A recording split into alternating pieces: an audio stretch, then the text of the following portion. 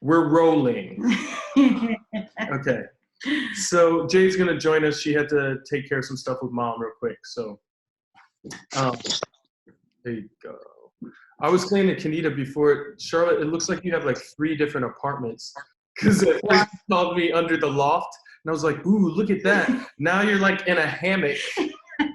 I don't know how you have all that going on in there, but it's dope. I love it. And a hammock and all that greenery behind you, that is like a dream. Really it is a dream because I don't have it. No, I know. I realize it's like either wallpaper or shades. What is it?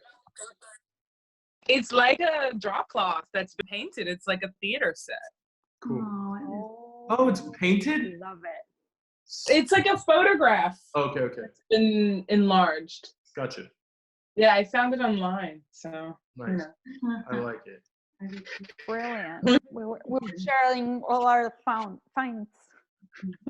Yeah, we were talking about Solana's couch. Actually, nice. What's interesting is, segue. But like Kenita and I, we were telling Charlotte about a building that we've lived behind. We've been here for 15 years, but sometimes you can see the ceiling in one apartment, or you can see something else, or like, you know what I mean? But nowadays people are by their windows at 7 o'clock, so we're starting to see the people that live there too. And like, I'm tempted to ask that dude how he has like beams on his ceiling. I was like, that's not a part of these buildings. How did he do that? It's so but they can do stuff in there. They can. Hey, Justin, I would suggest you tilt your camera just slightly so you get the top of it. Yes. Here we I love that we have the director here. Yeah. Well, if you want to use the video, you do the whole video like this. Oh, we were cut off. I was incognito. Exactly. Well, also part of that segue is doing a lot of this kind of communication lately. You do see inside people's houses or homes that you never have seen, or like, it's just really interesting. It's super intimate. It is. Even though we're like alone in our spaces, it's very intimate. Yeah. It's very, very intimate. And, you know, the part of the beginning of us making house or home was, I was a lot of times thinking about what is happening in someone else's apartment, or what has happened in the apartment I live in now. And, oh, here's Jade. Okay. Awesome. Okay. Hi, Jade. Sorry, my phone. Okay, turn off my ringer. Okay. So, but yeah. You guys hear me?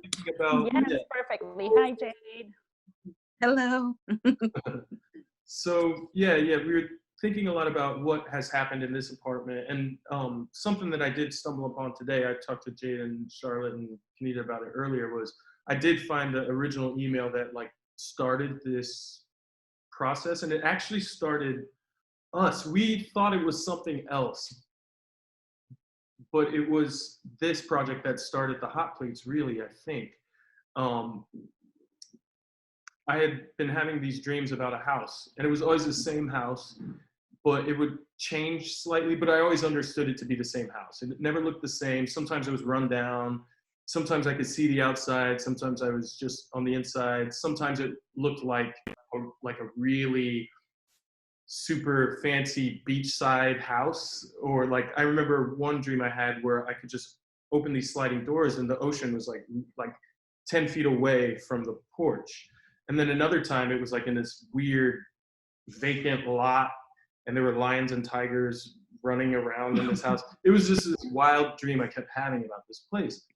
And so I had written a couple of songs about it, and I emailed Charlotte one time and I sent her these like recordings I made, and she was like, this is really neat. You should make a thing out of this. You should make some music. You should make a song cycle, and Jade and Kenita should do it too. And I was like, yeah. And I think it might have even been, thank you, Charlotte.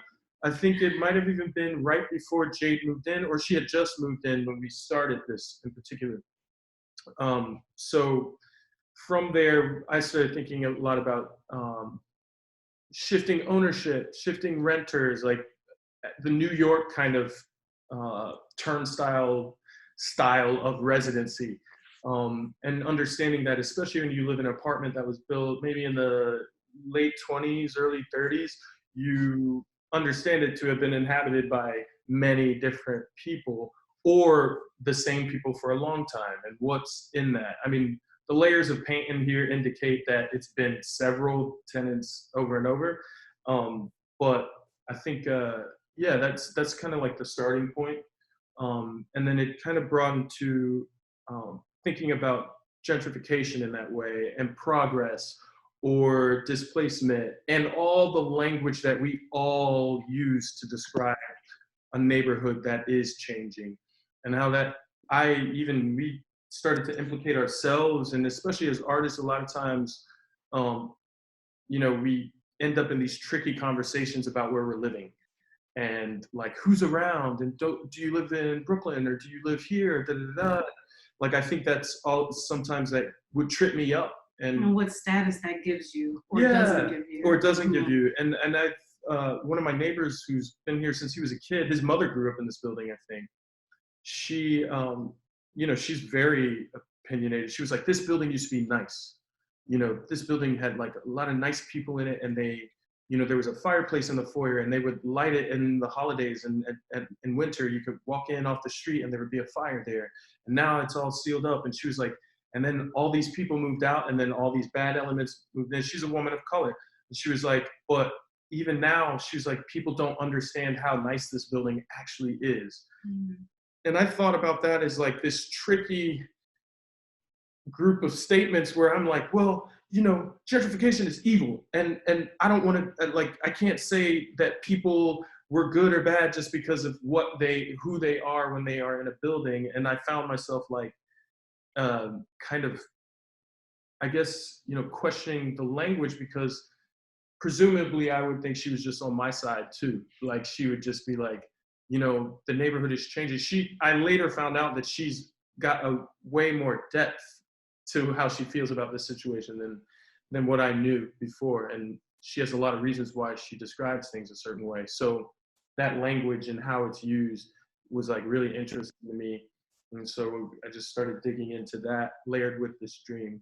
And it took us all like on this really crazy journey of trying to figure out like how and why people matter, and how they live in a space. Yeah, how they live in a space. In a community. Are they valued because of A, B, or C? And I guess I don't really want to cloak the language too much. It's like primarily we're thinking about people of color and like what happens when a particular neighborhood becomes that and not just a neighborhood, or some of the language we use in the piece comes from the very coded and very racialized kind of euphemisms that people use when they talk about, especially the South Bronx, and thinking about, I've had plenty of friends tell me when they first moved to like Williamsburg, or when they first moved to Bed-Stuy, oh, I live in Bed-Stuy now. There's nobody out there. It's just, it's this and that, but there's really nobody out there. I was like, so there's not already thousands and thousands of people in Bed-Stuy who use the businesses that you're not interested in using, or that they don't cater to you per se as a non-person of, you know what I mean? Like that was like, and then I also started to check my own language on it. My neighbor's son, the one I'm really good friends with, we used to take these walks and be like, look at what's happening, look what's happening. And we would like very strategically to think about like, which one of these elements is good? Which one of these is trouble? And it's a constant conversation. So that's kind of like how I started thinking about creating this music, and like why it made sense for all of us to be doing it together. And then Charlotte kind of helped us kind of find more like shapes and actually point us in the direction and some good directions as far as like what we should look at, and images, and like periods of time, and like, yeah. I think Charlotte was the one that introduced us to the documentary. The Move people, I think it was Let It Burn, right? Let It Burn, Burn, the Do It I Go. So that was something we kind of let the essence of wash over. It's not like directly implemented in the piece, but it is definitely a washover of an essence we pulled from. Sure. And may I ask something? When I first reached out to you about like doing a commission, a new commission that was digital, that was for this moment, you immediately came back with like this idea, and you kind of started talking about how for you it also resonated with this moment. I understand that you even included some like background noise of the 7 p.m. cheer to the essential workers. So I'd love to hear a little more about how that enters into play in this version of the piece. Sure. One of the pieces that we have is kind of broken into like 4 chunks, 3 or 4 chunks within the 20 minutes. And one of them, I think, was the first thing that came to mind from the House to Home piece was this mantra of anyone can give you help. And especially with the 7 o'clock, we still do it, every day, but bringing together of not even knowing some of the people that we live around and seeing some of their faces for the first time in the alleyway, like directly across, it kind of, in a way, throws away all of those barriers for just like 10 minutes because of a certain situation that no matter what you see your status in your neighborhood or how you see your neighbors, it's affecting everybody clearly, which is an understatement. But that mantra being something that kind of popped out as, very relevant and, anyone can give you help, being the people that are sick, but also the workers. I was thinking about, I have a friend who is a nurse in Rochester who's working every day, and the help that they need, so help in all these different forms.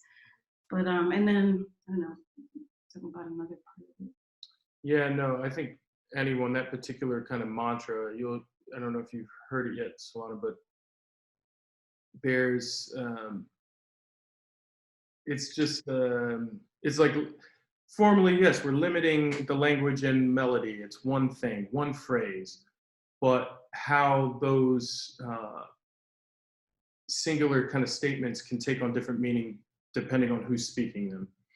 And in this moment in particular, though, like, we really rely, which one of these pieces from this larger body of work that's still kind of churning, and I think it always will be, and I think I'm thinking a lot about that right now, how there's like a web that is kind of growing from this project, but how to make an offering, how to make like to offer that up rather than just like be observing something, how to like offer people, or like even like I've been saying, like I don't know exactly what I should be saying, but I feel like I want to be able to say it's gonna be okay to people, even when I don't know how or if or how. And Charlotte, you said something really beautiful about like it's gonna get worse, but our hope is that it will really realign some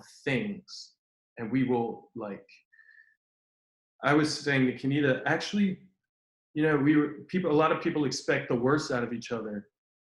And quite frankly, even though there is some troubling kind of like talk and people aren't all distancing and they're not all doing the thing, for the most part, around here has been super peaceful and really like calm.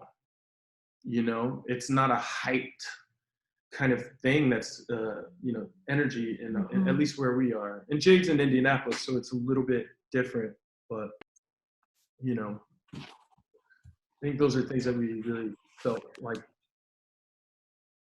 we're right now, And to that point, we were talking about, there's another chunk that starts at the very beginning of it that's called 100 Bites.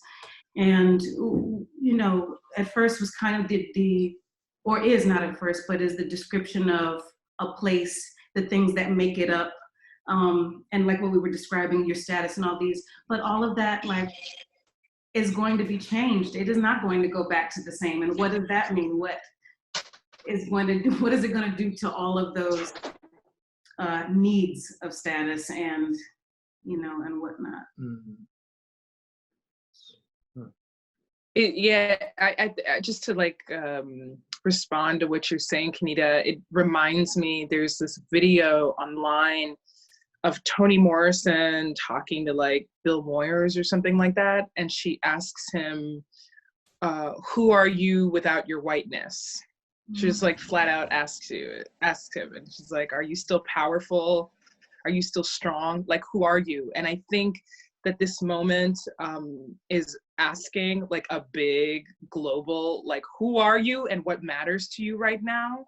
Yes. Because it's clear that there's a section of people who are like waiting to make some cash, right? And they are, you know, we have home offices now. You know, we have, you know, we have selected mobility, you know, so those who can afford it will take subways in their cars or buy cars now, you know what I mean? Like there's this separation, and then there's the people who are like keeping our bodies alive. So that's all the delivery people.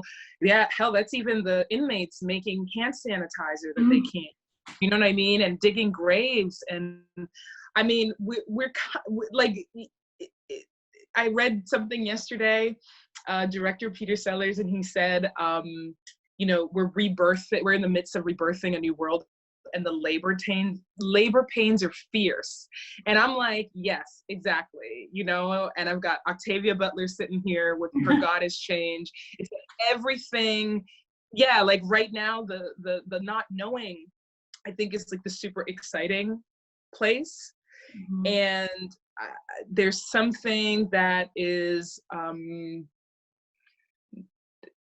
something that the universe or whatever has offered us an opportunity to like check in with ourselves, with our own homes, like our bodies and our minds and our spirits, and like check like what is in your home garden. Have you been planting seeds of discontent and racism and injustice and crap? Or are you planting seeds of like, you know, like there's like these mutual aid groups that are starting now to help people help rebuild their communities, where our governments and our quote unquote leaders have left us, you know, and left. I mean, actually everyone sitting here has a certain kind of privilege, even though no one's rich, or I don't know, but no one's rich. We work for our money, right? We produce things for our money. But there's also the sense that like, I think we're also part of this nothing economy where we can make something out of nothing. So here's this idea, here's this feeling, here's this thought, and here's something we made thinking about that, you know, and it all zeroes back in on the body and the home and the things that you were able to cultivate both in your mind and in your heart as being like the hearth of your own home, right? And so I don't know what's going to happen with the home of America, but I have like, you know, all these people who can't even get $15 an hour. You know, people are arguing whether or not to give them $15 an hour or not to survive living in New York City and other cities across this country. Like they are keeping us alive. And so my whole energy and hope and passion is that those people have, you know, have the space, and those people are my family, right? Like they're my neighbors. This is like my community, right? They're also me in other moments of my life, you know, working in hotels, working in the service industry, you know, and I just think that we need to like refocus what our ideas are, and like what home is and what community is and who our neighbors are and how we care for them and how they then care for us. Because it's like, it's a mutual thing. It's like, it's not a one-way thing. And the idea of who your neighbor is now shifting, right? Because it's like, yeah, all of a sudden, yeah, there's a sense of like, yeah, we're in this together. This virus doesn't discriminate. This virus isn't asking what your status is. Are you documented or not? This is just gonna hit you. Yeah. You know? And so that idea of also help, what was it? I'm sorry, anyone who will give you help. Yeah, I mean, And it's like, not only will anyone give you help, but also who are you willing to help at this moment? It's like a big moment of that. Like, okay, now, you know. Yeah. It's So I don't know. I think it's a timely piece to bring up. You know, like I think it's very timely because it's the way it's like mantras. It's also like kind of like massaging the issue and saying, look at it, listen to it, hear it from another perspective. This whole thing is about perspectival shift. There's like the New York Times right now just said 10,000 people have died in New York because of this thing. Like, and that's 10,000 people who aren't being celebrated, you know?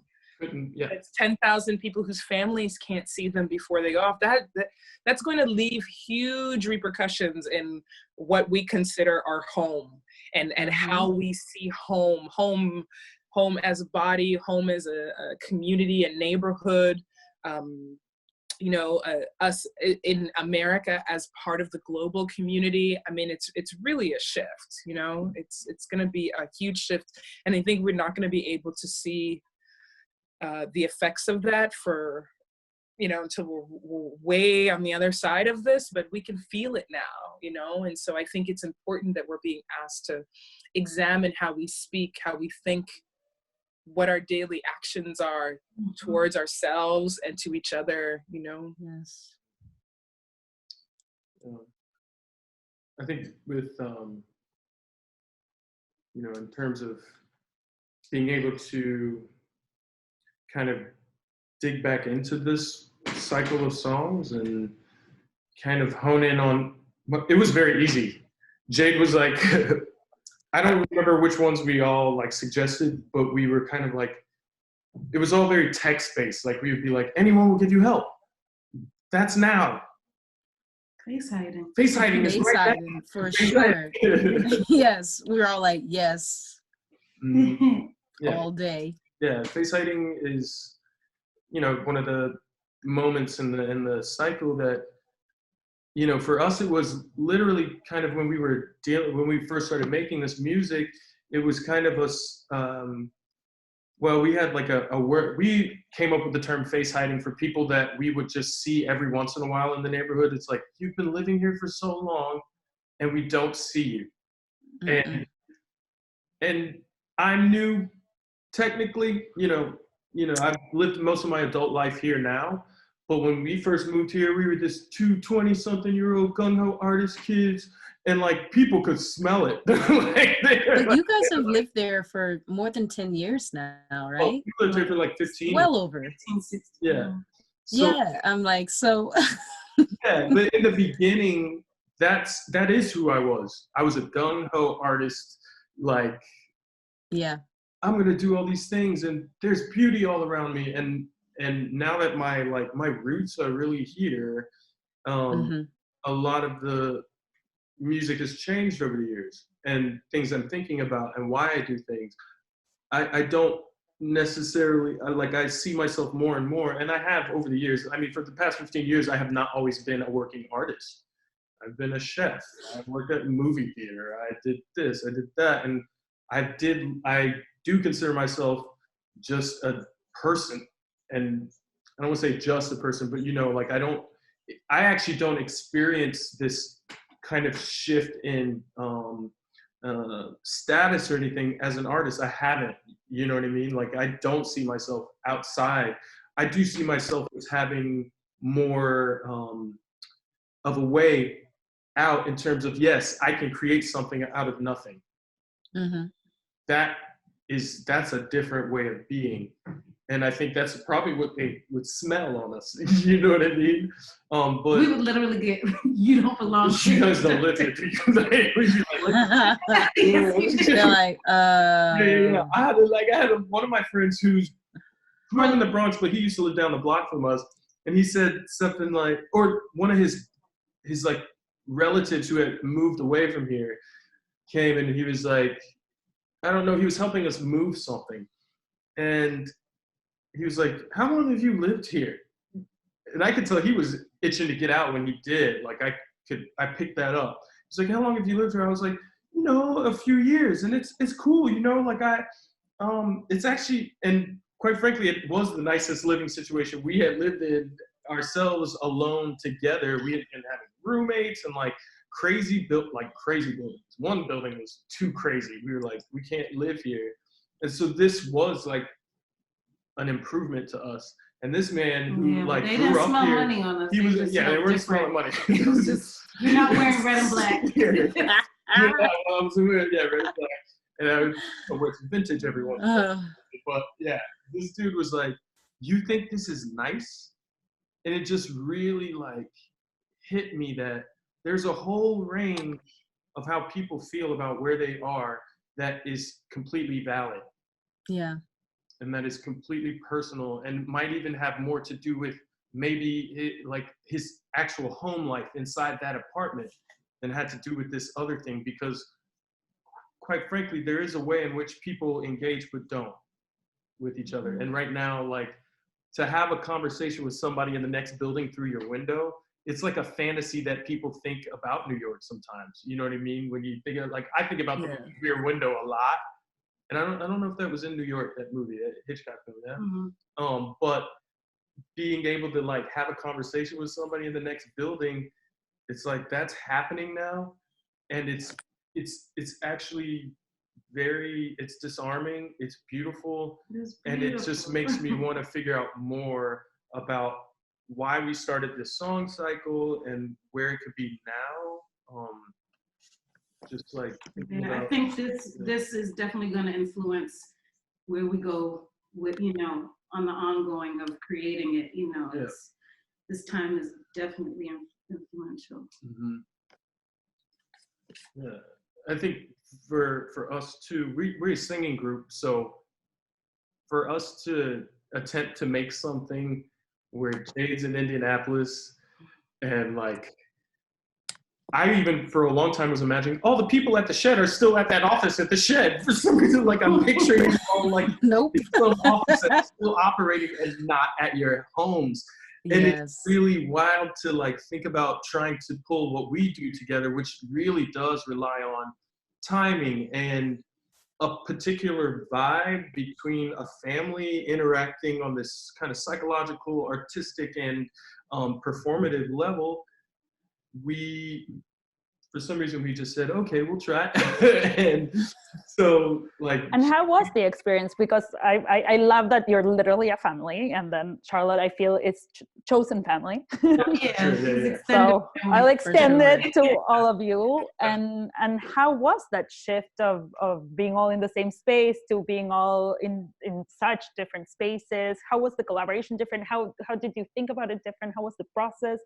And then just to put one more question, and how have the changes in your lives from these days, even from being mostly home, et cetera, even impacted that way of working differently? I don't know. I'm just curious.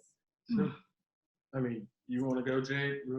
Well, just speaking about being home more often, that's kind of how HawtPlates started. When we were all living together in the Bronx, we would just find ourselves vibing together, cooking a meal together, and slowly but surely would be singing something and, inspire each other. And that's really how we interact as a family too. So it really just kind of naturally morphed into something more artistic because we're all artists too. But now, wow, I was just excited, so excited to know that there was still a way for us to make things and to collaborate. And that even though with all this distance and all the chaos going on, we still have each other in a way. So that for me is how it feels from this end of things. And there was even, some cool things I think we're still interested in playing with, but we had, a phone. We had somebody on the computer and the phone in the other room, and the echo, we tried to do it on a round, and it was this is really cool, but how do we get it in a good quality? So trying to find all those little things, because it feels like we're gonna be like this for a little while, you know?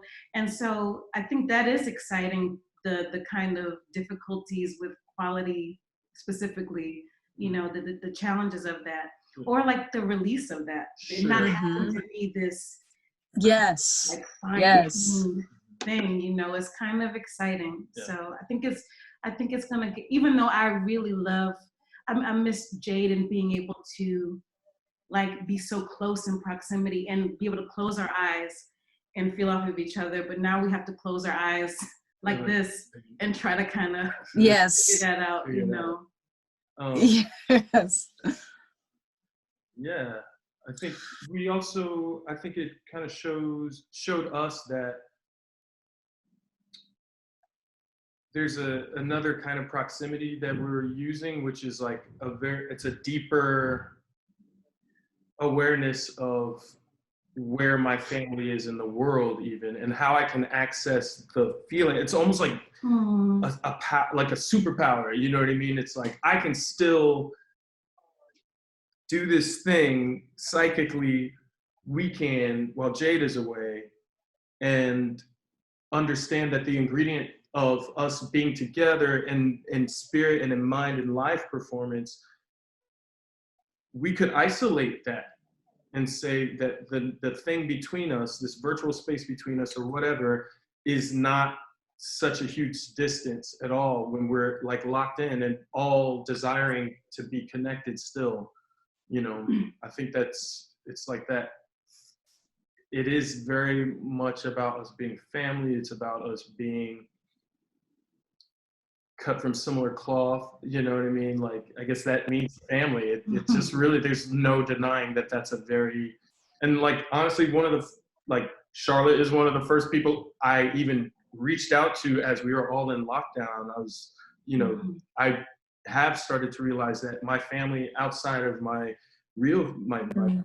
family is like a handful of people. And I started thinking about the essential people in my life. Like, I gotta at least talk to them and that person and this person, and the rest will just be a pleasant surprise if I hear from them. But the other people, there are people that became like that. I realized, oh, those are the people in my life. Yeah. Yeah. So that's Miss y'all. Charlotte's just right across the bridge. So much. Right across the bridge, and I'm like, but that apartment makes it look like you were somewhere way cooler than like this green apartment. Right here I'm so is mad. Yeah. That party, you know. The other thing I just wanted to look, Charlotte. Yeah, sunshine. Charlotte's all in the trees, and it's all artificial. It's great. It's super artificial. It's like such a New York. I was like, let me put a backdrop on me. Let me put. I don't have pictures on my wall, but I have backdrops. So, you know. No, I was gonna just add like a thought. You know, I've been in this moment, like I was really happy when you called me and you told me you're gonna give this piece another breath, because, you know, I always felt in the one or two times I was with you when it was developing and being performed in front of people who didn't know what to expect. Or even like when I would come to your house and you would like just be around the piano and singing or trying things out. You know, it makes me think a lot about a lot of the reading I've been doing lately, which is on African spirituality, and just that there have been other modes and ways that our ancestors have been talking to people in different dimensions and space-time continuums for like, oh, a cutie! Hi, who's that cutie? I'm sorry. I'm all into the kids in the Zoom meeting. I'm all into work, and it's oh, look at you. That's why I kept muting myself, because you hear him in the background. Who's he? Who is I'm that? sorry. We'll edit this out. No, please don't. don't. What's his name? This is Max. Maxie, come. Do you want to say hi? Can you say hi? Look, they want to meet you. Hi, Maxie. Hi, Maxie. But we're saying hi to you. Hey, hey. He wants his mommy. I've been working all day. I'm gonna be there in 10 minutes. Promise. Oh. I hope you haven't heard that. Yeah, he's laughing. But I've heard that before. Dame un beso. I've heard that. Daddy, Oh, I need you sorry. to take Max for a second, please. I need 10 more minutes. Thank you. But this is a perfect example of the spirits coming to us in new ways, right? It's like Yeah. all my friends who have kids and who are trying to figure out that, and people home with the elderly. Like, it is this moment where you're reconnecting with home in a way that, I mean, we have a friend who just had a baby, and it was so great to be Kaneza and to see her with that child and like amazing child who I haven't seen in person. But I'm just like, yeah, it's like this reconnecting to home, but also these other homes that relate and create your community. But yeah, now we have Zoom, but mantra and prayer and meditation and silence and quiet have all been a part of many traditions. But then I'm also specifically thinking of like West African traditions and the tradition of the griot, and the three of you in that place of a kind of contemporary, right? Griots in the sense of like, you're like truth telling, like what is happening right now. And I think just regular old people's homes and that space of home, and speaking about home, not just as like in an MTV Cribs kind of way, but like as a real site of like generative possibility, like that's real. That's like a real, an imaginative space, like I'm actually kind of excited that I don't have to go to theater now. It's so terrible to say. It's just like really interesting seeing how we're going to be thinking about making art, because this is a reality for us. Yeah. And not everybody can afford AR or VR, all those things. Yeah, I even, definitely there's people in the world who don't have smartphones, people in New York City who don't have access to phones and hotspots and Wi-Fi's and all that. And so I think it's like, art, in theater, we got real comfortable with a real kind of understanding of how we're supposed to work and what makes a good work and what makes a piece a piece. And now that's like shaking us up, and like whatever the new work is going to be, like, yeah, this needs to be part of it. I think the new work is going to be asking us to like zoom in way more, because there's been so much focus on the out zoom and how much your set cost and what your costumes and not, I love that. But it's not actually the thing you feel moved by in a work at the end of the day, and that's not to take away from any of our friends and collaborators and all the artists that I respect, but it's just like, well, how are we going to, just like that Toni Morrison question, like, how, who are you without your, the big theaters and the whatever else fanfare that is required to make a show happen and to express yourself. But there are other ways we can find to express ourselves. And as my students told me in my class yesterday, they were like, they don't go to theater really. They're like on YouTube, and they're like, yeah, the stuff.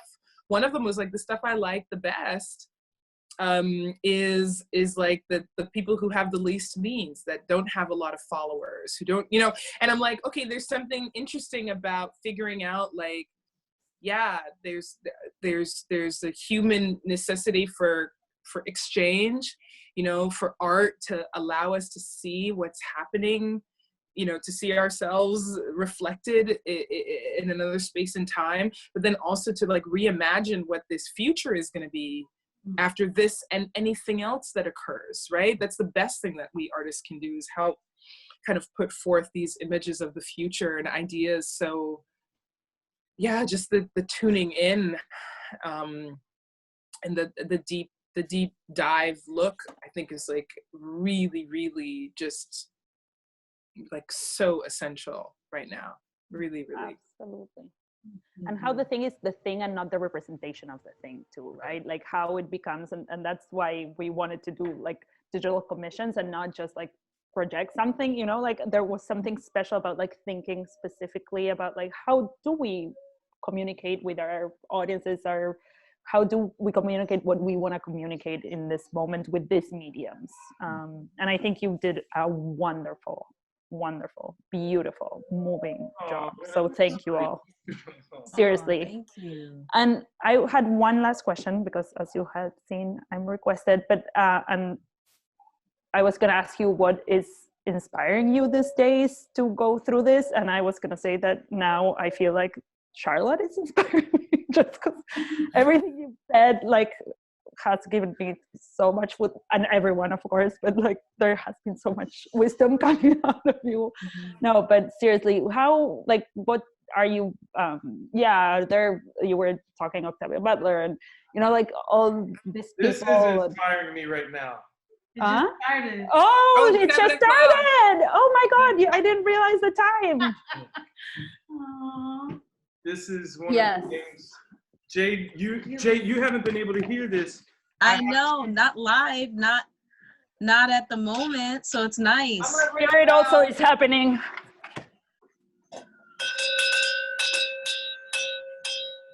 Okay, I'm putting you outside, Jade. Oh my God. Okay. Awesome, guys. Oh. And that's Maxi. We do it every night. Nanny.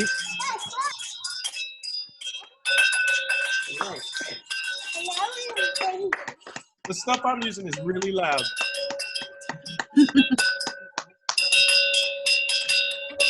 There's the alley, Jade.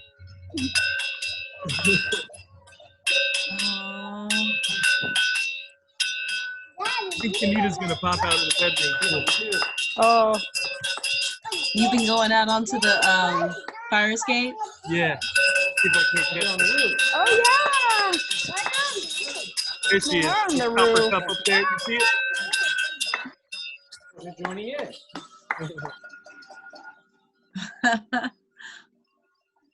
I'm not gonna take any more time. Thank you for sharing all of your thoughts, all of your art. You are all amazing, and yeah, thank you so much for sharing with us.